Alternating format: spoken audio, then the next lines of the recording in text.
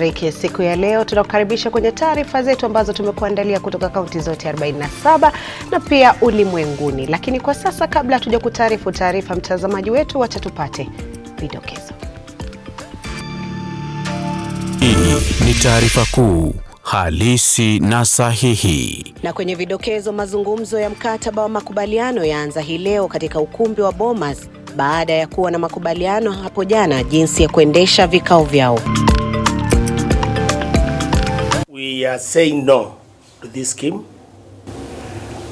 simply because the teachers cannot afford to lose more money. Kwingineko, walimu chini ya KUPPET wapinga mpango wa Rais William Ruto kuwakata 3% ya mishahara yao kwa mpango wa nyumba za bei nafuu. We have drug issues, we have cultic issues, we have the LGBTQ. So once they join this social platform, they find this to be activities that are, of high class. Washikadau wa elimu huko Narok sasa wanalaumu teknolojia kwa visa vingi vilivyokithiri vya utumizi wa dawa za kulevya na kuongezeka kwa itikadi kali miongoni mwa wanafunzi na vijana nchini. Hii ni taarifa kuu halisi na sahihi. Na mtazamaji, Naye Pheona Kenga, andamana nasi hadi tamati. Walimu wa shule za upili kaunti ya Machakos ambao ni wanachama wa KUPPET wamepinga vikali pendekezo la serikali la kukatwa 3% ya mishahara yao kwa mpango wa nyumba za bei nafuu. Wakiongozwa na katibu wa KUPPET kaunti hiyo Musembi Katuku, walimu hao walitishia kuondoka kazini ikiwa serikali itawakata mishahara hiyo.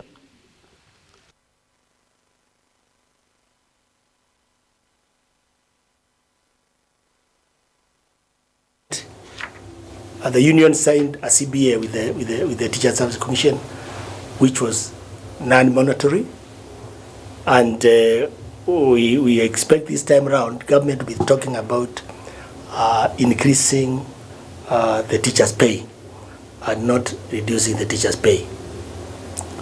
We are saying that we have other areas we can get support for doing our investments, including building of houses.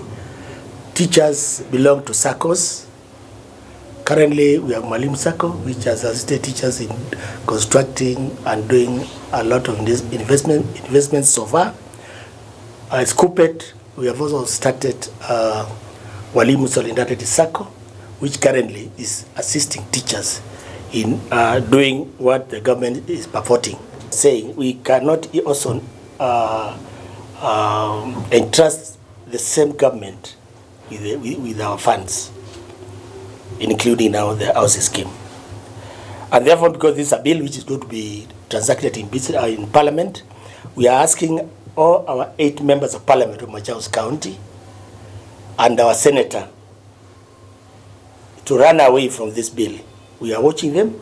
We will be seeing those of them who will be supporting this bill, and they must be careful, otherwise they'll be the enemies of the teachers. If for the last 4 months, the government has remitted 7.5 towards the superannuation pension scheme. What about now? This one they are saying 3% to the housing scheme and 3% for the government and 3% for the employee. How sure are we that the government is going to give a part, and also how safe is our money?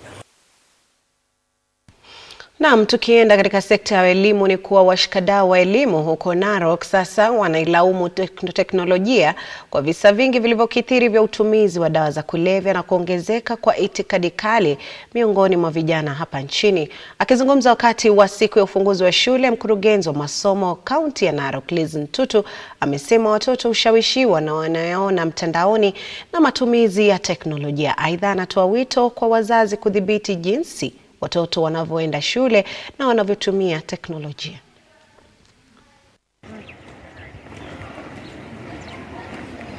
Here in Narok County Academy, we usually have sessions with our parents. We do advise them on how they give guidance as parents to the children. We have come to realize that a lot of children get affected by issues like technology.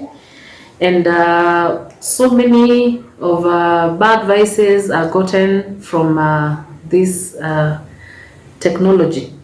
If children are allowed to use technology in anyhow, without guidance and without them being told the effects of whatever they are able to access from this technology, then we end up losing a lot of children to so many other bad behavior and bad things. Our children especially pick so many bad vices, like I said. We have drug issues, we have cultic issues, we have the LGBTQ.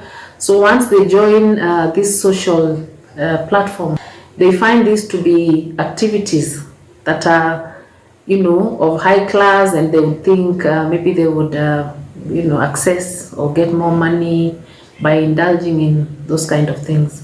So we would advise parents to make sure that they limit the use of technology like we do here in school, and also to give them guidance. Let them be.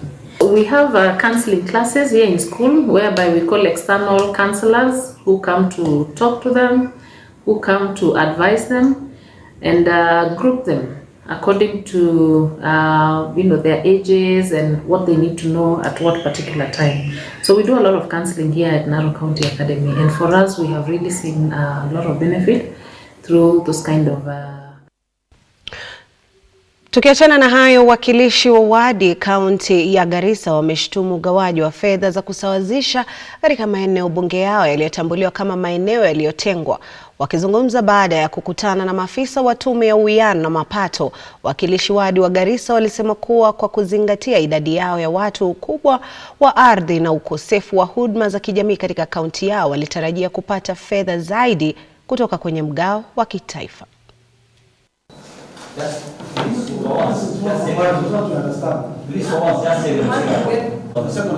Now, the issues being raised by members of the focus group from township constituency, one is on the amount of resources that they expected the entire of township to be defined as marginalized. But the criteria we use to identify who is marginalized looks at access to education in terms of primary school attendance rate, secondary school attendance rate, access to electricity, access to water, and access to sanitation. We raised also our genuine concern. As a Garissa County, we received around 780 billion, I think around 780 million for Garissa County. But allocation within for the wards and also sublocations was not fairly done. That's one of the concerns that we have raised. Equalization fund ni mzuri, but accountability and transparency. Sio kila mwaka tunasema equalization. Lazima tujue mwaka hii ile pesa imepeanwa imefanya nini? Tumeimprove ama bado tuko pale? Lakini pesa 10 years down the line tangu devolution imeanza hatujui ni nini imefanya. Na kila mwaka tunaongea habari ya equalization. So they must pull up their socks, wahakikisha kwamba pesa wamepeana, waifuatilie, wa monitor, waone ya kwamba hiyo pesa imetumika vile inatakikana. Wenzangu nikiwa na wao hapa, kweli hatukuridhika na ugavi wa hiyo rasilimali ama pesa ambayo wamezileta ya equalization fund. Manake tumeona ukiangalia ile population walituonyesha Dadaab na constituency nzima iko na nyingi sana, lakini ile pesa tumepewa kama wards hasa ya Dadaab na kwingineko kama Damajali zote ni chini.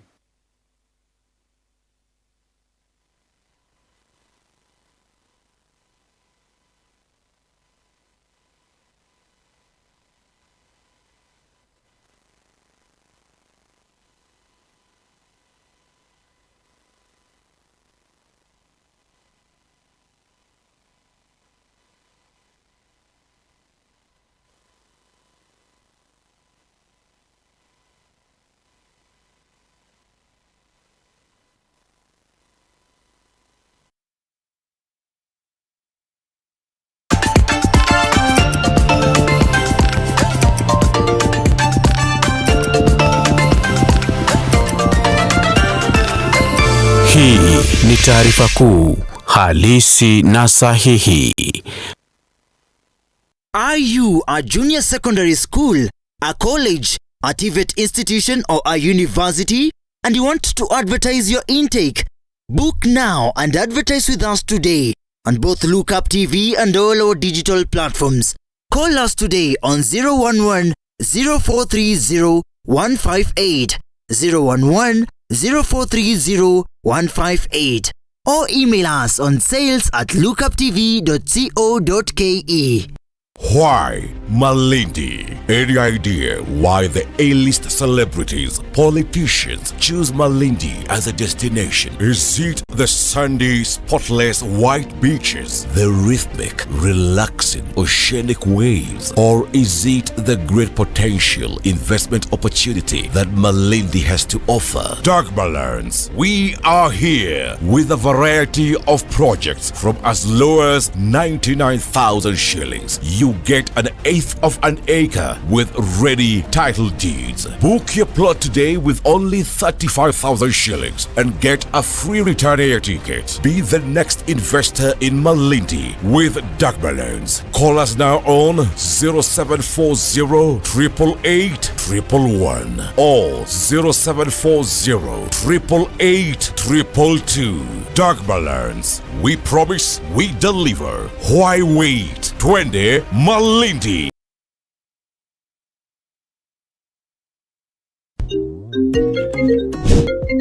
Hey darling, are we still on for a coffee date? I'm waiting for you to come and pick me up. I should be able to pick you in a few.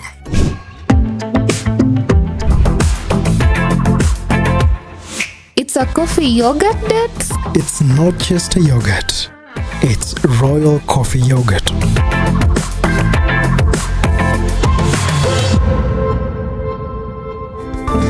Flow with the sweet taste of thick and smooth Royal Fresh coffee yogurt. Royal Fresh, the royal taste of freshness. We as Novena United Circle are a society that is able to provide a platform for business startups by providing financial aid to members and creating a platform to accumulate their savings. We look for small business entrepreneurs who are starting a business venture and provide the best opportunity to expand our business niche and turn it into something big.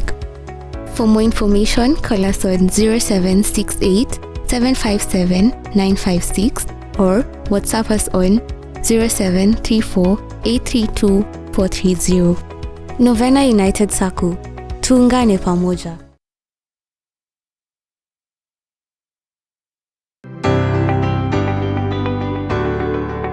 Did you get some pressure from your side? Now that you have a west size, you can't give engineer a child. The pressure was from everywhere. Okay. But one thing, later on I got saved. I made up my mind that I wanted to serve the Lord and live a full life. With or without a child. When they wanted to take me for another operation, he told the doctor, we live like that. I don't want to go again for another operation. When I was putting pressure on him to marry. You told him to marry? I told him. The pressure, when the pressure was too high for me, I told him, please, can you marry so that I can have peace?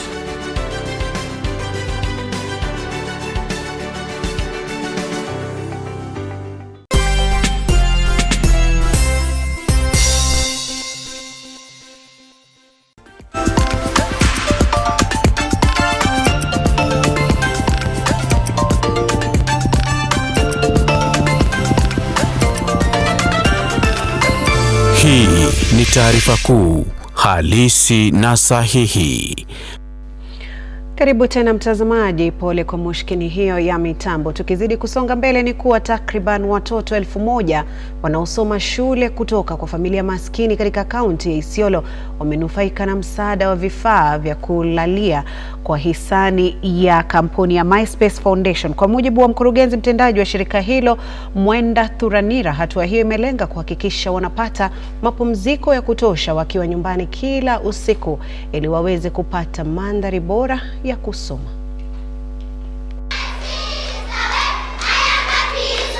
Na leo tuko hapa Isiolo North ambayo tumeungana na Rotary Club na Skull from Canada ambao tuliwalika hapa ndio waese kupatia watoto wetu wasiojiweza vitu za kulalia, bag, vitu za kusoma, mavitabu.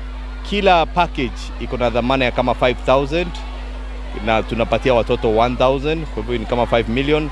Ukiongeza logistics ile MySpace properties wamefoot ni another almost 1 million. Tumejionea wenyewe, hawa ni watoto wa shule, haijachagua tajiri ama maskini, ni watoto maskini from public schools. Narudia tena, more than 1,000 children. Godoro ndani hatujajua iko nini, nasikia iko neti, sijui kama iko viatu, iko kila kitu imewekwa ndani. Kwa hivyo leo hata wazazi wao wale walikuwa wanalala chini kwa gunia leo watafurahika kupata.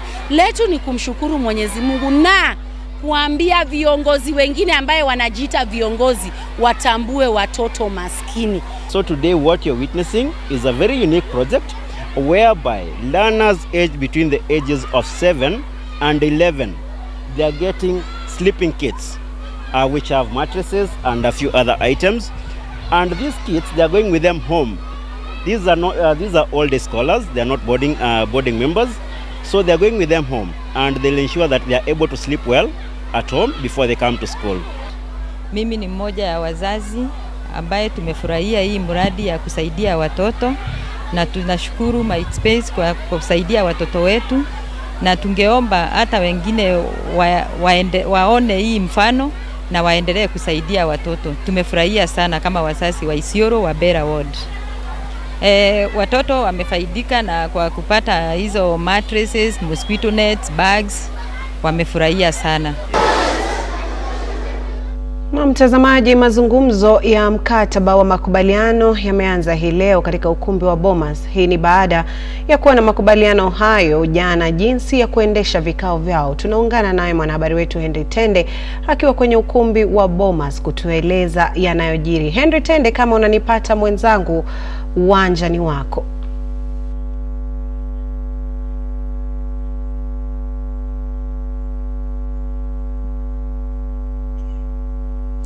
Na Pheona Kenga, nimekupata moja kwa moja kwa njia mufti kabisa. Tuko eneo la Bomas ambapo kikao cha maridhiano kati ya serikali na upande wa upinzani kinaendelea kwa sasa. Nyuma yangu ni jumba ambalo kikao hicho kinaendelea kwa sasa, na hapo jana kikao hicho kilieleza ufanisi mkubwa katika makubaliano hayo ama katika majadiliano hayo, kikisema kuwa kimeridhia utaratibu utakaoongoza shughuli nzima ya mazungumzo pamoja na muda utakaotumika kwa kuangazia masuala tete yaliyowasilishwa mbele ya kamati hiyo kujadiliwa na pande zote mbili. Hapo jana pia tulipata kwa mara ya kwanza kupata hoja muhimu kutoka upande wa serikali ambazo zinatakiwa kujadiliwa na kamati hiyo. Hoja hizo 7 zimewasilishwa mbele ya kamati hiyo. Kumbuka upande wa upinzani tayari ulikuwa umetoa hoja zao ambazo zilifaa kujadiliwa, yakiwemo matakwa ya kutaka kufanyiwa marekebisho ya tume huru ya uchaguzi, kuhakikisha tume hiyo inafanya kazi sambamba vilivyo na kuhakikisha kuwa matokeo yanayotangazwa ni matokeo ya halali, matokeo ya kuridhisha kila mhusika ndani ya uchaguzi. Hata hivyo pia mrengo huu wa upinzani umetaka gharama ya maisha ishukishwe, ikiwa ni masuala ambayo wanataka yaangaziwe. Kumbuka kwa upande wa upinzani pia ulikuwa umetaka mazungumzo haya yatekelezwe ndani ya siku 30, na upande wa serikali ukisisitiza kuwa mazungumzo haya yatekelezwe ndani ya siku 60 ama miezi mitatu. Lakini hapo jana tulipata ufahamu kuwa kamati hiyo sasa imeridhia siku 60 ambapo mazungumzo yatafanyika na mwafaka utakaopatikana kuwasilishwa aidha mbele ya bunge ama mbele ya rais kutia sahihi, na hivyo basi kupatikana mwafaka utakaoliongoza taifa kwenda mbele. Pamoja na yale ambayo upande wa serikali imewasilisha ni kuhakikisha kunabuniwa kamati ama jopo litakalo teua makamishna wa IEBC watakao chukua nafasi za wale makamishna 4 waliojiuzulu. Vile vile upande wa serikali unataka mgao wa fedha kwa maeneo bunge almaarufu CDF na NGAF ujadiliwe ili uweze kukitwa katika mizizi ya ya sheria ili kuendelea mbele, kusikue na utata kuhusiana na mgao huo. Ikumbuke kuwa wabunge wengi wamelalama kuhusiana na mgao huo wa CDF kutolewa kwa misingi kuwa hauko ndani ya sheria. Kwa hivyo upande wa serikali unataka mgao huo ukitwe katika misingi ya kisheria, ndiposa kuendelea mbele kusikue na utata huo. Vile vile wanataka sheria ya vyama iangaziwe zaidi ili kuleta utaratibu na mwongozo wa jinsi viongozi wa vyama hivyo watakavyoendesha shughuli zao, ikiwemo masuala ya maandamano, wakitaka sheria kali ama hatua kali zichukuliwe kwa viongozi wale ambao wanaandaa maandamano na kusababisha uharibifu mkubwa. Wanataka sheria hiyo ihakikishwe imeundwa upya, ndiposa yeyote atakaye shiriki maandamano ama atakaye waongoza wafuasi wake kushiriki maandamano anawajibika na kugharamia hasara itakayotokana na maandamano hayo. Hayo ni baadhi ya masuala ambayo yatazungumziwa hii leo, masuala yaliyokubaliwa hapo jana. Baada ya kikao cha leo yanapaswa sasa kutiwa sahihi na kuhakikisha sasa shughuli nzima ya kikao cha maridhiano na mazungumzo kinaendelea shwari bila tashwishi yoyote. Kwa sasa hakuna la ziada. Labda nyuma yangu ni mmoja wa wale wanachama ambao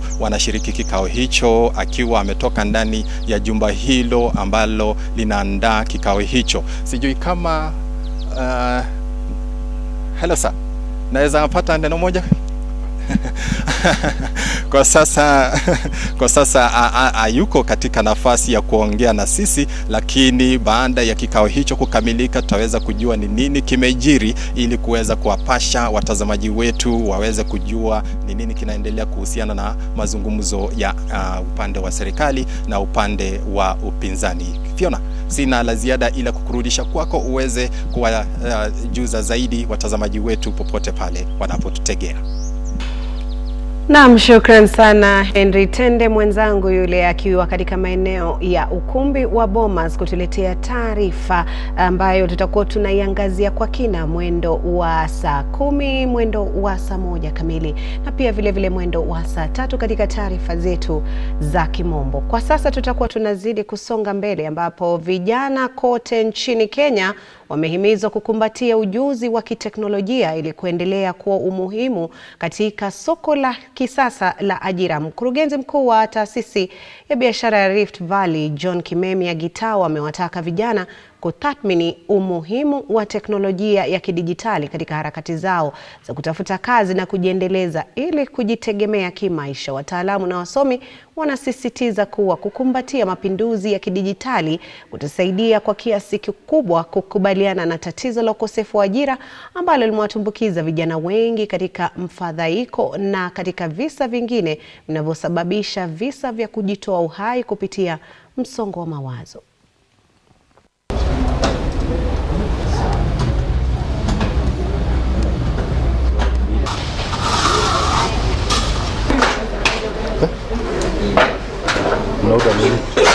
What are those? We have seen the serious gap in our academic institution, and this gap, it can only be filled by us being in the technical field, because one of the things that we pride ourselves in is that in this field of technical education, we have seen the gap that because the government ably takes maximum care of what we call the basic education. That's from primary up to secondary. Also, again, the government does a good job in taking good care of those who have made it with A's and C plus and above when they go to university. They are reasonably well taken care of. But this middle group, those who might not make it to go to university, they are not sometimes taken good care of. And if you look at the world, the country called Germany. Germany has proven itself. Most of its development is because of what happens in the TVET sector. And us as an institution, we have taken all those learnings from outside the country and from within the country to actually position ourselves. And how we have positioned ourselves is actually by identifying what the country needs. And we have identified that what the country needs is the middle level workers, The people who actually drive the economy are the people who work with their hands, the people who can be able to actually convert theories into practice. My prayer would be that every single person who passes through secondary school should also have a TVET level education.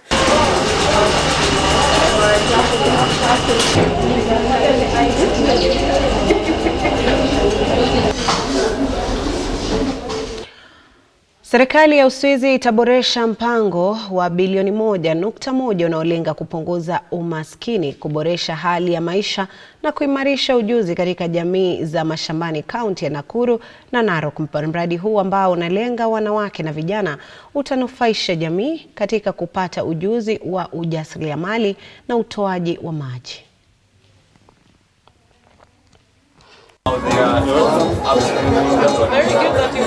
So the program is here to support also villages, people living in pretty remote areas with perhaps lack of water, lack of health services, lack of education, to be able to take part in the development of those counties by being able to work, have an income, but also perhaps receive better access to health services and education. Project that's been targeting the two counties, Nakuru and Narok, specific communities, Laplands for Nakuru and Suswa for Narok County. And there are many villages, about 13 villages in Narok County on the Suswa part, and the Lapland village, which is basically a settlement. Both with a very, very severe situation for an emergency for climate change situation, but also for the shrinking democratic civic space that we see around the world. That means that this kind of project that PPDP is, when we are having this cross-sectoral collaboration, is more important than ever. Because we need to learn from each other, and we need also to listen to each other and to be able to provide the best of results.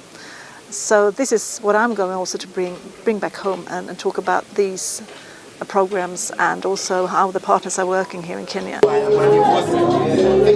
Na mtazamaji, sasa umefika wakati wa kudunda viwanjani. Mwenzangu Robert Chacha upande mwingine wa studio tayari kukutupatia taarifa za safu ya spoti. Kuna mengi ambayo ameweza kutuandalia. Labda kama unaweza kutugusia kidogo mwenzangu. Arsenal.